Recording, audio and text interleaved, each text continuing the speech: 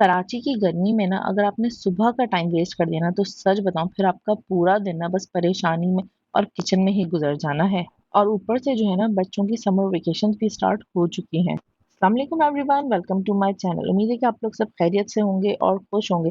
तो चलें बगैर देर किए शुरू करते हैं आज का व्लॉग। तो आज के व्लॉग में मैं आप लोगों के साथ शेयर करने वाली कुछ ऐसे स्मार्ट से मॉम हैक जिन्होंने मेरी लाइफ ना बहुत इजी कर दी है। आई होप कि ये आपके लिए भी बहुत यूजफुल होंगे, तो वीडियो को बगैर स्किप किए एंड तक लाजमी देखिएगा। तो चलिए जी, हमारी सुबह ना काफी जल्दी शुरू हो गई, चाहे वर्किंग डे हो या समर वेकेशन। सच बताऊं, अगर सुबह का जो 1 घंटा होता है ना आपने अच्छी तरह से यूज कर लिया ना तो सारा दिन ना आपका बहुत इजी हो जाता है, क्योंकि दिन में गर्मी बढ़ने लगती है, किचन में काम करना बहुत मुश्किल हो जाता है और कराची वालों को तो ऊपर से गैस का स्केड्यूल का भी बहुत मसला है। अगर आपने सुबह उठने में देर कर दी ना तो फिर 10 पौने 10 तक गैस चली जाती है और फिर सारा दिन जो है ना आपका इंतजार करते ही गुजर जाएगा, गैस आएगी तो खाना बनेगा। इसीलिए जो है ना मेरी कोशिश होती है कि सुबह सुबह ही नाश्ते के साथ जो है ना खाने को हाफ डन करके रख लूं, ताकि बाद में जो है ना स्ट्रेस ना हो। और इसके लिए ना एक चीज बहुत जरूरी है, किचन के काम को अगर आपने आसान करना है ना तो इसके लिए थोड़ी सी प्लानिंग आपने पहले से ही करके रखनी है, कि एटलीस्ट आपको पता हो कि आज क्या पकेगा, कल क्या पकेगा, दोपहर के खाने में क्या बनना है, रात के खाने में क्या बनना है। क्योंकि अगर आप पूरा खाना एक साथ ना भी बनाए ना, लेकिन एटलीस्ट आपने हाफ डन कर लिया ना सुबह ही, तो आपका काम बहुत आसान हो जाएगा। और स्पेशली जब मुझे कहीं बाहर जाना होता है ना तो मैं लाजमी जो है ना अपने खाने को पहले से प्रिपेयर करके रख लेती हूँ, क्योंकि अक्सर रात में जो है ना वापस आते आते लेट हो जाते हैं। और अगर रात को 8, साढ़े 8, 9 या 9 बजे तक भी घर अगर आप वापस आए ना तो फिर किचन में दोबारा खड़े होने का बिल्कुल दिल नहीं करता, और ऊपर से गैस इतनी स्लो हो जाती है कि खाना पकाना तो दूर की बात, गर्म करना भी ना एक बहुत चैलेंजिंग काम हो जाता है। और सच बताऊं, सुबह का टाइम जो है ना इतना अच्छा होता है, आप खुद भी फ्रेश होते हैं, टेम्परेचर भी सही होता है, काम करने के लिए एनर्जी भी होती है। तो बस मेरी कोशिश यही होती है सुबह जो है ना जितने मैक्सिमम काम हो सके ना वो कर लूं। तो मैं सुबह ही सुबह जो है ना पौधों वगैरह में को पानी डाल देती हूँ, अपने परिंदों की केयर कर लेती हूँ। और हाँ, एक चीज गर्मियों में ना स्पेशली लॉन्ड्री ना मैं सुबह के टाइम ही कर लेती हूँ। सच बताऊं, क्योंकि ये ना बहुत बड़ा एक चैलेंज बन जाता है। मुझे नहीं पता कि ये सिर्फ मुझे लगता है या आप लोगों के साथ भी ऐसा होता है, लेकिन बच्चे घर हो तो कपड़े जो है ना डबल स्पीड से गंदे होते हैं, कभी बाहर खेल लिया, कभी जूस गिरा लिया। दिन में गर्मियों में पसीना बहुत आता है, 1 से 2 दफा ना कपड़े लाजमी चेंज करवाने पड़ते हैं। इसीलिए मेरी कोशिश होती है कि ना मैं सुबह ही सुबह लॉन्ड्री का एक लोड लाजमी लगा दूं। अगर एक दिन भी ना स्किप हो जाए तो फिर कपड़ों का इतना लोड बन जाता है कि संभालना मुश्किल हो जाता है। लेकिन क्योंकि हर घर का जो है ना अपना अलग रूटीन होता है, तो हर किसी को अपने हिसाब से चीजें मैनेज करनी पड़ती हैं।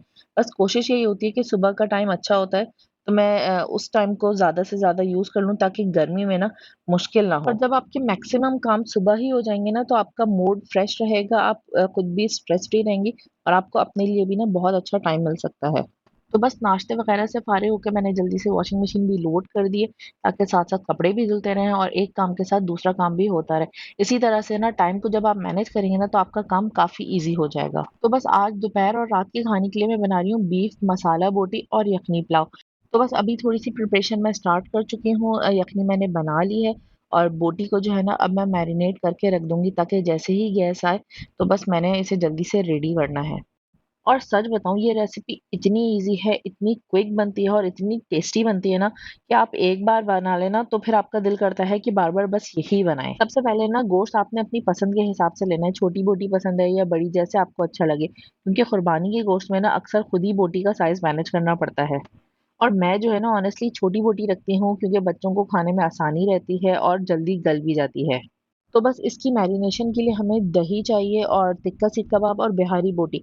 आपके पास जो भी मसाले अवेलेबल हो आप वो लगा सकती हैं। मैंने दोनों मसालों को मिक्स करके ना दही में थोड़ा सा लेमन डाल के अच्छी तरह से ना बोटियों को मैरिनेट करके 1 से 2 घंटे के लिए रख दिया। लेकिन अगर आपके पास ज्यादा टाइम नहीं है ना तो 1 घंटा भी काफी होता है, क्योंकि इतनी देर में मसाला अच्छी तरह से जो है ना अंदर तक चला जाता है और गोश्त बहुत टेंडर हो जाता है, और इसी वजह से ना ये बहुत जल्दी गल जाती है और आपको प्रेशर कुकर की भी जरूरत नहीं पड़ती। तो जी अल्हम्दुलिल्लाह प्रिपरेशन तकरीबन हो चुकी है, मैरिनेशन कंप्लीट कर लिया, किचन का काम भी काफ़ी हद तक समेट लिया है और किचन भी बिल्कुल क्लीन हो गया। और जब किचन क्लीन होता है ना देखकर बड़ा सुकून आता है। और इधर मेरी वॉशिंग मशीन भी बंद हो चुकी है, कपड़े धुल गए, तो बस अब मैंने इन्हें ना रस्सी पे डालना है ताकि जल्दी ड्राई हो जाए। बस गर्मियों में ना कपड़े तो जल्दी ड्राई हो जाते हैं, लेकिन फोल्ड करने की ना हिम्मत चाहिए होती है।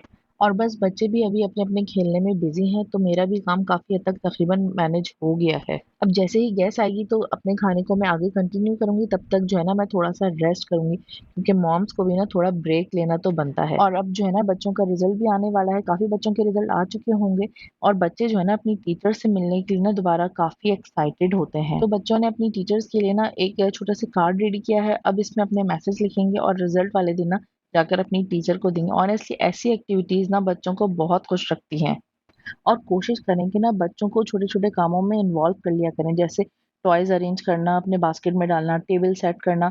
इससे ना बच्चे भी बिज़ी रहते हैं और आपकी थोड़ी बहुत हेल्प भी हो जाती है, क्योंकि समर वेकेशंस है, बच्चों को बिज़ी रखना ना बहुत ज़रूरी है। यह बस मैंने इसमें थोड़ा-सा ऑयल डालकर ना इसे चढ़ा दिया। अगर आपके गोश्त में थोड़ा फैट है ना, तो ऑनेस्टली आपको बिल्कुल भी ऑयल की ज़रूरत नहीं पड़ेगी।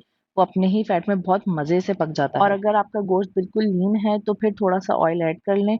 दही अपना पानी छोड़ रहा है, बस बिल्कुल इसमें आपने थोड़ा-सा पानी डालना है, तो गोश्त आराम से गल जाएगा। और फिर जब इसका पानी ड्राई होने लगे तो अच्छी तरह से इसकी भुनाई करनी है और आखिर में अपने टेस्ट के हिसाब से हरी मिर्चें और आप लेमन ऐड कर दें। और जब इसका ऑयल अच्छी तरह से जो है ना बिल्कुल सेपरेट होने लगे, तो आपने एक छोटा-सा हैक जो ऑनेस्टली इसका जो है ना टेस्ट बिल्कुल नेक्स्ट लेवल कर देता है, आपने वो करना है। आपने एक कोयला लेना है, उसे अच्छी तरह से ना चूल्हे पर धँका लेना है। फिर किसी भी फॉइल पेपर या छोटी-सी कटोरी जो स्टील की होती है, वो लेनी है, इस गोश्त के दरमियान में रखनी है और ऊपर से ना थोड़ा-सा बिल्कुल ऑयल डाल देना है। इस तरह ऑयल डालना है और फिर ढक्कन जो है ना फ़ौरन से टाइट बंद कर देना है और बस 5 मिनट के लिए इसे छोड़ दें। सच बताऊँ, इतने मज़े का स्मोकी फ्लेवर आता है और इसका टेस्ट बिल्कुल एनहांस हो जाता है। और फिर आप चाहे इसे पुलाव के साथ खाएँ, रोटी के साथ खाएँ, ऑनेस्टली ये बहुत मज़े का लगता है। और अब बनाते हैं बहुत ही बेसिक सा, ईज़ी सा यखनी पुलाव। ऑनेस्टली ये बहुत सिंपल तरीके से मैं बनाती हूँ, क्योंकि मुझे ना किचन में अननेसेसरी कॉम्प्लिकेशंस बिल्कुल नहीं पसंद। तो बस मैंने सिंपल सा शान पुलाव मसाला लिया, बेसिक से मसाले डाले और गोश्त को अच्छी तरह से जो है ना भून के गला लिया। और फिर इसकी यखनी अलग कर ली, गोश्त और मसालों को थोड़ा-सा ऑयल और ज़ीरे के साथ मज़ीद भून लिया, फिर इसमें चावल ऐड करके थोड़ा-सा और भून लिया और आखिर में जो है ना यखनी को ऐड कर दिया और बिल्कुल हल्की आँच पर ना दम पर रख दिया। तकरीबन 10 से 15 मिनट के लिए इसे दम देंगे, बिल्कुल सिंपल, बहुत ही ईज़ी, बहुत ही मज़ेदार ये पुलाव बनता है। और ऐसे बेसिक खाने जो है ना सब शौक से खा लेते हैं और बहुत ईज़िली भी बन जाते हैं और आपका टाइम भी बहुत बचता है। और जब तक पुलाव आराम से दम पर था ना, हमने सोचा कि थोड़ी-सी बाहर की सफाई भी कर ली जाए। गर्मी ऑनेस्टली इतनी ज़्यादा हो रही है कि पौधों को ना दिन में 1 से 2 बार पानी देना ही पड़ता है। स्पेशली गर्मियों में जब ये ना बहुत ज़्यादा जल्दी ड्राई हो जाते हैं। तो हमने पौधों को अच्छी तरह से पानी दिया और सच बताऊँ, फ्रेश-फ्रेश पौधे देखकर ना आपका भी दिल बड़ा खुश हो जाता है। और फिर एक छोटा-सा हैक, अगर आप बाहर का पैसेज या पोर्च वगैरह पानी से अच्छी तरह से धो लें ना, तो घर का टेम्परेचर भी ना काफ़ी हद तक बेहतर हो जाता है। गर्मी की तपिश जो है ना काफ़ी कम फ़ील होती है और माहौल भी काफ़ी फ्रेश हो जाता है। तो जी, अल्हम्दुलिल्लाह पुलाव बिल्कुल मज़े से दम हो चुका है और सच बताऊँ, जब पुलाव के चावल ऐसे अलग-अलग निकले ना तो दिल खुश हो जाता है।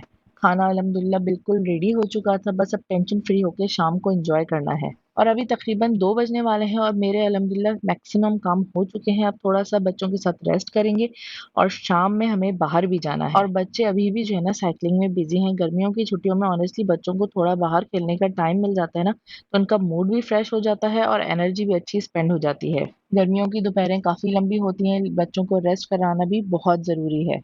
क्योंकि स्कूल डेज़ में ना मुझे लगता है कि बच्चों को इतना टाइम ही नहीं मिलता कि वो थोड़ा एक्स्ट्रा रेस्ट कर सकें या आराम से सो सकें। हम बस टाइम के हिसाब से चल रहे होते हैं, स्कूल जाना है, होमवर्क करना है, जल्दी सो जाओ। कभी-कभी ऐसा लगता है कि ना बच्चे रिपोर्ट की तरह रूटीन फ़ॉलो कर रहे हैं। तो बस वेकेशंस में मेरी कोशिश होती है कि बच्चों को थोड़ा एक्स्ट्रा रेस्ट करने दूँ, रिलैक्स होने दूँ, ताकि वो भी अपनी छुट्टियाँ प्रॉपर्ली एन्जॉय कर सकें। तो बस ये थी मेरी कुछ छोटी-छोटी टिप्स, जिनकी वज़ह से ऑनेस्टली मेरा टाइम काफ़ी सेव हो जाता है। अगर आप भी सुबह का टाइम थोड़ा स्मार्टली यूज़ करें ना, तो आपका पूरा दिन काफ़ी ईज़ी और स्ट्रेस फ्री गुज़र सकता है। आज का व्लॉग आपको कैसा लगा कमेंट में लाज़मी बताइएगा। चैनल को सब्सक्राइब करना मत भूलिएगा। मिलते हैं नेक्स्ट वीडियो में।